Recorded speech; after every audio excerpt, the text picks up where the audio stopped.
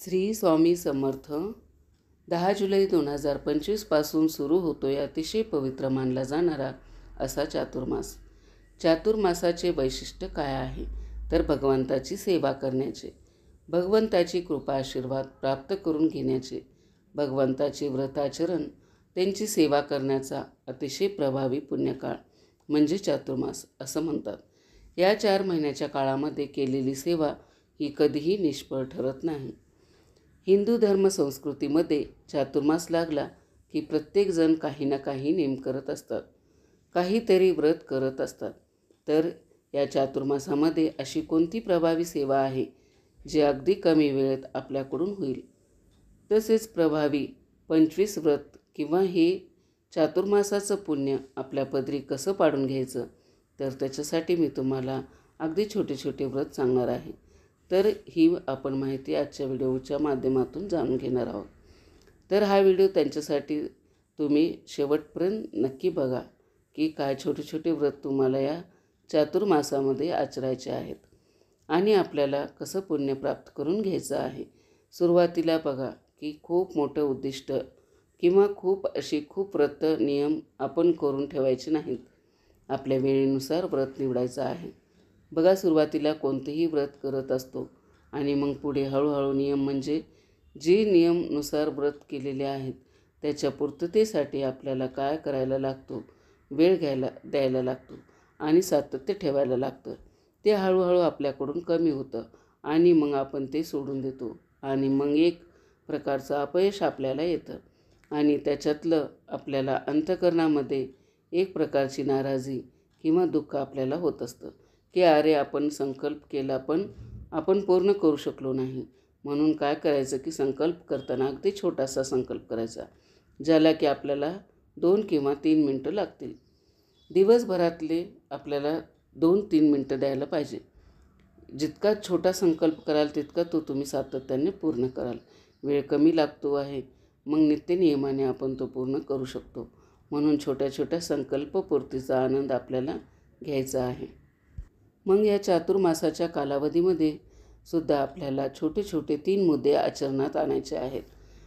आता भगवद्गीतेमध्ये भगवान श्रीकृष्णाने 3 प्रकारची तप सांगितलेली आहेत। एक तर शारीरिक तप, मानसिक तप आणि वाचिक तप। आपल्याला अशाच पद्धतीचे 3 तप या चातुर्मासाच्या कालावधीमध्ये करायचे आहेत। एक छोटासा शारीरिक नियम करायचा आहे, म्हणजे जसं की बघा, आता रोज भगवंताच्या मंदिरात जाणं किंवा रोज एक छोटासा दिवा आपल्याला देवघरात का होईना पण भगवंताच्या नावाने लावणं, रोज एखाद्या पायी तीर्थयात्रा असेल छोटीशी ती करणं किंवा एखाद्या व्यक्तीला जीव घालणं, तुळशीला पाणी घालणं, तुळशीला नमस्कार करणं, अगदी छोट्या छोट्या गोष्टी आहेत। तसेच मुंगीला साखर देणं रोज। तसंच तुम्ही व्यायाम चांगल्या पद्धतीने करू शकता।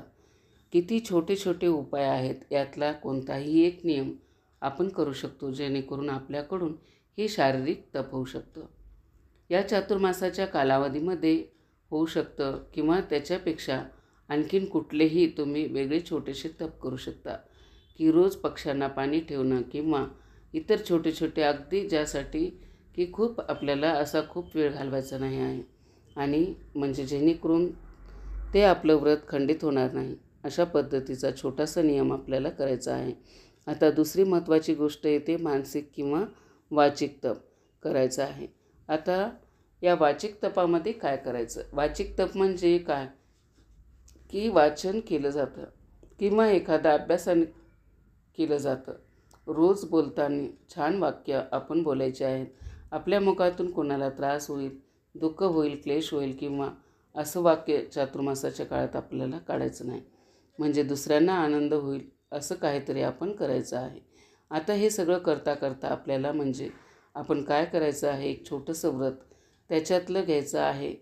तर याच्यातलं छोटंसं व्रत आपण काय घेणार की आपल्याला काय शक्य आहे 4 महिने करणं। तर मग याच्यात तुम्ही हरिपाठाचं 4 महिने वाचन करू शकता। ज्ञानेश्वरीच्या छोट्या ठराविक ओव्या आपण म्हणून 10 ओव्या रोज वाचनाचा संकल्प करू शकतो किंवा अथर्व शीर्ष आहे, श्रीसूक्त आहे, विष्णू सहस्त्रनाम आहे, शिवलीला अमृताचा एखादा अध्याय आहे किंवा भगवद्गीतेचा एखादा अध्याय आपण रोज वाचू शकतो. याच्यासाठी हार्डली किती 2 ते 3 मिनटं लागतात. असा छोटासा जर संकल्प केला आपण, किंवा भगवंताच्या नामाची एखादी जपमाळ आहे असा जर छोटा संकल्प केला, तर आपला तो नियम पूर्ण होऊ शकतो आणि तो सहजपणे आपण करू शकतो. दिवसातले 4 मिनटं आपण भगवंतासाठी या चातुर्मासाच्या कालावधीसाठी किंवा आपल्या व्रत पूर्ण करायचे म्हणून जर द्यायचं ठरवलं तर आपण नक्कीच देऊ शकतो आणि अशा प्रकारचे हे वाचिक तप आपल्याकडून पूर्ण होऊ शकतं. तिसरा मुद्दा येतो महत्त्वाचा, तो म्हणजे मानसिक तपाचा. आता मानसिक तपामध्ये काय करायचं आहे, आपल्याला मन अंतःकरण शुद्ध ठेवायचं आहे, अगदी प्रसन्न शांत ठेवायचं आहे, जमलं तर मौन पाळायचं आहे, विनम्र राहायचं आहे.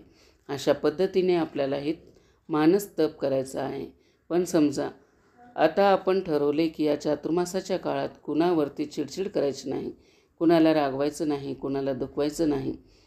पण तरीसुद्धा कधीकधी आपल्याकडून अनावधानाने ह्या काळात सगळ्या गोष्टी होणार, म्हणजे आपण अगदी संत पदाला पोचलेले नाही. कधीकधी आपल्याला राग येतो. कधी मुलांनी काही गोष्ट आपला स्वयंपाक झाल्यानंतर मागितली करून दे, तर आपल्याला मनात थोडासा राग येऊ शकतो. चातुर्मासात आपल्याकडे मानसिक तप होणार नाही. मग याच्याकडे दुसरा साधा पर्याय काय आहे, आपण मानसिक तप कसं करायचं, तर त्याच्यासाठी एखादी भगवंताच्या नावाची 108 जपमाळ जी असते ती एक माळ जप करायची. एक अगदी साधा सोपा हा पर्याय. दुसरी गोष्ट, आपण भगवंताची मानसपूजा करायची आहे. मग हे तुम्ही दिवसभरात कधी करू शकता. जप हे सद्गुरूची करा किंवा इष्टदेवतेची, त्यांच्यासाठी तुम्हाला कुठेही जायची गरज नाही. किंवा अगदी दिवसभरातला अगदी 2 मिनटात तुम्ही भगवंताची मानसपूजा करू शकता. मानसपूजा म्हणजे मनामध्ये चांगले विचार, दुसऱ्याबद्दल चांगले विचार किंवा एखाद्या तीर्थक्षेत्राबद्दल स्वप्न पाहणे, देवाचे नामस्मरण. तर आपल्याला या 3 पद्धतीने चातुर्मासातलं व्रत घेता येऊ शकतं. आता तुम्ही म्हणाल की या तिन्ही पद्धतीने व्रत द्यायचं आहे का? आपल्याला नाही. तुम्ही कुठल्याही एका पद्धतीने शारीरिक तप करू शकता, मानसिक तप करू शकता किंवा वाचिक तप करू शकता. यातल्या कुठल्याही एक पद्धतीने जरी तुम्ही चातुर्मासात व्रत घेतलं, पण अट एकच आहे की तुम्ही ही व्रत एकादशीला, आषाढी एकादशीला सुरू करायचं आहे आणि कार्तिकी एकादशीला संपवायचं आहे. म्हणजे 4 महिने सातत्याने तुम्हाला हे व्रत करायचं आहे. म्हणजे बघा, तुम्हाला उद्दिष्टपूर्तीचा जो आनंद आहे किंवा आपण काहीतरी भगवंतासाठी करतो आहे आणि भगवंत आपल्याला याचा प्रसाद नक्कीच देईल, याचा तुम्हाला अनुभूती पण येईल आणि एक वेगळा आनंद तुम्हाला या चातुर्मासामध्ये प्राप्त करता येईल. या व्यतिरिक्त अजून साधे सोपे छोटे 25 व्रत हे तुम्हाला करता येतील, तेही पाहूया. चातुर्मासामध्ये स्तोत्रपठण, लेखन, सेवा याचबरोबर दानाचे विशेष महत्त्व आहे. तर या चातुर्मासामध्ये कोणकोणते छोटे छोटे व्रत आहेत जे आपण करू शकतो ते बघूयात. 1. देवासमोर 1 धान्य व 1 दक्षिणा ठेवावी, याला नित्यदान असे म्हणतात. किंवा दर द्वादशीला देवासमोर धान्य ठेवून सत्पात्री किंवा मंदिरात दान द्यावे. उद्यापनाला 1 ब्राह्मणाला किंवा एका व्यक्तीला जेवायला बोलवावे किंवा शिदा द्यावा. दुसरी व्रत आहे पृथ्वी पूजा व्रत. रोज देवघरात जमिनीला पाणी लावून पुसून स्वस्तिक, लक्ष्मी पावलं काढून हळद कुंकुमाळ वस्त्रमाळ वाहून सुंदर दूध साखर दाखवून ओटी भरावी. उद्यापनाला आईला साडी नेसवावी. पृथ्वी म्हणजे आई मानून आईला वस्त्र देऊन उद्यापन करावे. समुद्र वसने देवी पर्वतस्तन मंडले विष्णुपत्नी नमस्तुभ्यं पादस्पर्श क्षमस्वमे. तर हा श्लोक आपल्याला पृथ्वी मातेचा दररोज आपण पृथ्वीची पूजा करताना हा आपल्याला रोज घ्यायचा आहे आणि पृथ्वी मातेची पूजा करायचं आहे. तिसरे व्रत आहे आपले दाम्पत्य पूजा व्रत. याचा व्हिडिओ लवकरच आपल्या चॅनलवरती येणार आहे. तर दाम्पत्य पूजा व्रत कसे करावे, तुळशीमध्ये बाळकृष्ण ठेवून जोडीने त्याची पूजा करावी. हे पूजन दररोज करावे किंवा शक्य नसल्यास दर द्वादशीला श्रीकृष्ण तुळशीमध्ये ठेवून पूजा करून काहीतरी दान द्यावे. उद्यापनाला यथाशक्ती वस्त्र देऊन मेहून म्हणजे पती पत्नीचं एक दाम्पत्य जीव घालावं. देवासमोर नंबर 5 आहे देवासमोर हळदी कुंकवाचे स्वस्तिक काढावे. ही सेवा दररोज करून उद्यापनाला हळदी कुंकू करंडा सुवासिनीला दान द्यावा. हे व्रत कसं करायचं आहे याचा व्हिडिओ आपल्या चॅनलवरती उद्या येणार आहे. 6वं व्रत आहे पंचामृत व्रत. तर पंचामृत व्रत म्हणजे पंचामृताने भगवान श्रीकृष्णांना रोज पूजा अभिषेक करावी, किंवा हे शक्य नसेल तर द्वादशीला पंचामृत घालून पूजा करून मध तूप दूध दही साखर दान करावे, किंवा लोण्यात श्रीकृष्ण ठेवून त्याची पूजा करून ते लोणी दान करावे. हे देखील अतिशय श्रेष्ठ असं चातुर्मासात केले जाणारे व्रत आहे. तर पंचव्रताचं व्रत हे आपल्याला आपल्या आवडी सवडीनुसार करू शकता, आचरणात आणण्यासाठी नियम करू शकता. 7वं व्रत आहे दर द्वादशीला सुवासिनीला विडा दक्षिणा दूध गजरा देऊन ओटी भरावी, किंवा दर द्वादशीला सुवासिनीला बांगड्या भराव्या, किंवा द्वादशीला साडी किंवा सुपवान द्यावे. थोडक्यात चातुर्मासातील प्रत्येक द्वादशीला एखाद्या सुवासिनीची ओटी भरून तिला सौभाग्याचा अलंकार दान द्यावं. 8वं व्रत आहे दर द्वादशीला मिळून जेव घाला. द्वादशीला आपल्याला हे मिळून जेव घालायचे आहे. व्रत देखील आपण चातुर्मासात करू शकतो. याचं उद्यापन चातुर्मासातील सर्व द्वादशीचे म्हणजे 9 मिळून आपल्याला एकत्र जेवायला बोलून यथाशक्ती वस्त्र देऊन ओटी भरायची आहे. अशा पद्धतीने हे व्रत पूर्ण करायचं आहे. पुढचं व्रत आहे दर एकादशीला देवाला 108 किंवा 1008 तुळशीपत्र अर्पण करणे. म्हणजे चातुर्मासात येणाऱ्या ज्या एकादशी आहेत त्या संपूर्ण एकादशींना 108 किंवा 1008 तुळशीपत्र भगवान विष्णूंना किंवा त्यांच्या स्वरूपाला जसं की श्रीकृष्ण बालाजी श्रीराम यांना आपण अर्पण करायचं आहे. याचे उद्यापन शेवटी गरजूला दान करावे, म्हणजे अन्नदान होईल. 10वे व्रत आहे तुळशी अलंकारिक पूजा. हे व्रत दर द्वादशीला करायचं आहे. तुळशी मातेला सर्व अलंकार म्हणजे नथ जोडवे बांगड्या मंगळसूत्र घालून ओटी भरायची आहे. उद्यापनाला तेच दान द्यायचे आहे. तर दर द्वादशीला तुम्ही याच वस्तू तुम्ही तुळशी मातेच्या पूजेला ठेवू शकता. आणि ज्यावेळेस शेवटची द्वादशी म्हणजे कार्तिकी द्वादशी येईल त्या दिवशी अशाच वस्तू विकत घेऊन ते एका सुवासिनीला तुळशी माता म्हणून दान द्यायचं आहे. 11वे व्रत आहे पंचामृत. चातुर्मास व्रत म्हणजे दर महिना चातुर्मासातील एक वस्तू सोडायची व नंतर ती दान द्यायची. पंचामृतातील एक वस्तू सोडणं म्हणजे पहिल्या महिन्यामध्ये आपल्याला समजा आपण दूध सोडलं, नंतर मग दही, नंतर साखर, नंतर तूप, नंतर केळी अशा एक वस्तू सोडायच्या. आणि यापैकी कोणतीही वस्तू एक आपण प्रत्येकी महिन्यात सोडू शकतो. आणि नंतर उद्यापनाला या वस्तू सर्व आपल्याला दान करायच्या असतात. 12वे व्रत आहे रोज किंवा द्वादशीला गायीची पूजा. गायला उपलब्ध नसेल तर चांदीच्या गायीची करावी, किंवा गायला घास चारा द्यावे. उद्यापनाला यथाशक्ती गोदान करावे. आता आपण गायच दान तर करू शकत नाही, मग आपण एखादी पितळेची किंवा एखादी गायची मूर्ती जी आपल्याला शक्य होईल ती दान करावी. 13वे व्रत आहे दर द्वादशीला देवासमोर शिदा काढून ठेवावे व संकल्प करून सत्पात्री दान द्यावे. 14वे व्रत आहे नित्य देवदर्शन व्रत. कुठल्याही एका मंदिरात जाऊन दर्शन घ्यायचं आहे. प्रदक्षिणेचा नियम आपण यामध्ये करू शकतो. उद्यापन दानपेटी दान करावी. 15वे व्रत आहे लक्ष पुष्पार्चना व्रत. पारिजात किंवा इतर सुवासिक लक्ष फुले 1,00,000 फुले आपल्याला इष्ट भगवंताला अर्पण करू शकता. 4 महिन्यात 1,00,000 फुले हे आपल्याला 4 महिन्यात अर्पण करायचे असल्याने रोज तुम्ही तुमच्या इच्छेनुसार अर्पण करू शकता. 16वे व्रत आहे दीपदान. आपल्याला या व्रतामध्ये दररोज एक तुपाचा दिवा लावायचा आहे.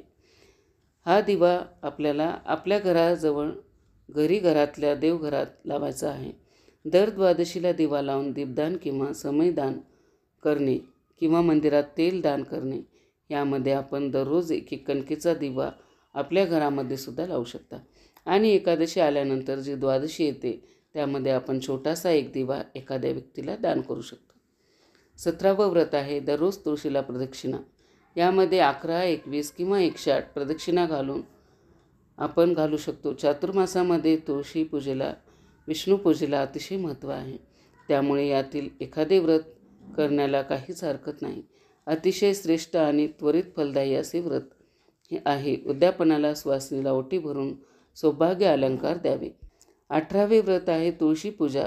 तबक दान व्रत म्हणजे तुळशी पूजेला ज्या वस्तू आपण नेतो त्या वस्तू दान द्यावे. सौभाग्याच्या वस्तू हे दान दर द्वादशीला किंवा संपूर्ण चातुर्मास आपण तुळशी मातेची पूजा करून कार्तिकी द्वादशीला आपण हे दान करू शकतो. यामध्ये निरांजन, कलश, करंडा, पूजेचे तामन इत्यादी वस्तू आपण दान करू शकतो. 19वे व्रत आहे लक्षवाती करणे, लावणे किंवा दान देणे. लक्ष ओटी भरणे, लक्ष नमस्कार करणे किंवा लक्ष जप करणे असा आपण संकल्प चातुर्मासामध्ये देखील अवश्य करू शकतो. पुढचं व्रत आहे 20वे गुप्तदान व्रत. हे व्रत कसं करायचं हे बघून घेऊया. अतिशय श्रेष्ठ असं हे व्रत आहे. गुप्तदान व्रत द्वादशीला एका वाटीत तांदूळ ठेवून त्यामध्ये काहीतरी मोती, पोवळे, सोने, चांदी आता आपण जे शक्य दान देऊ शकतो त्यामुळे काही ठराविक पैसे लपवून म्हणजे गुप्त ठेवून संकल्प करून देवाला दाखवून दान द्यावे. देणाऱ्याला काय दिले आहे हे सांगू नये. असे गुप्तदान संपूर्ण चातुर्मासामध्ये प्रत्येक द्वादशीला करावे. 21वे व्रत सुवासिनीला साडी किंवा अलंकारादी वस्तू इत्यादी दान करू शकतो. आता सुवासिनीला ओटी, साडी किंवा एखादा अलंकार आपण दान करू शकतो. पण हे कधी करायचं आहे तर हे द्वादशीला करायचं आहे. 23वे व्रत म्हणजे गोपद्म व्रत म्हणजे दररोज रांगोळीने 33 गोपद्म काढून त्याची पूजा करणे आणि कार्तिकी द्वादशीला या व्रताचं उद्यापन म्हणून एका सुवासिनीची ओटी भरून आपल्याला द्यायची आहे. गोपद्म व्रताचा संपूर्ण व्हिडिओ देखील चॅनलवर आपल्या आहे. 24वे व्रत हे 5 जणीला रोज हळदी कुंकू लावणे आणि उद्यापनाचं 5 जणीला जेवायला सांगून ब्लाऊज पीसने ओटी भरणे. 25वे व्रत आकाश धरतीची पूजा करणे, उद्यापनाला आईवडिलांना कपडे करणे. 26वे व्रत तसेच सूर्य उदयापूर्वी उठून आंघोळ करणे, ओम नमो भगवते वासुदेवाय हा मंत्र जपणे. 4 महिने नारायणाला फळ व फूल वाहणे, अतिथीला भोजन देणे, 4 महिने जमिनीवर झोपणे, 4 महिने पत्रवाळीवर जेवणे, 4 महिने फलाहार घेणे किंवा एक टाईम जेवणे, जमिनीवर बसून जेवणे, मांस व दारू न घेणे. अशा रीतीने तुम्ही पालन करून तुम्ही चातुर्मास व्रत करू शकता. तर त्याचा उद्यापन हे तुम्ही शेवटी एखाद्या व्यक्तीला कपडे किंवा अन्नदान तुमच्या इच्छेनुसार करू शकता. तर अशा पद्धतीने या चातुर्मासामध्ये तुम्ही शारीरिक, मानसिक आणि वाचिक असे तिन्ही पद्धतीचं एक तप व्रत कुठलंही केलं तरी चालेल. आणि हो, ज्यांना शक्य आहे त्यांनी तिन्ही पद्धतीचं तप करायला काहीच हरकत नाही.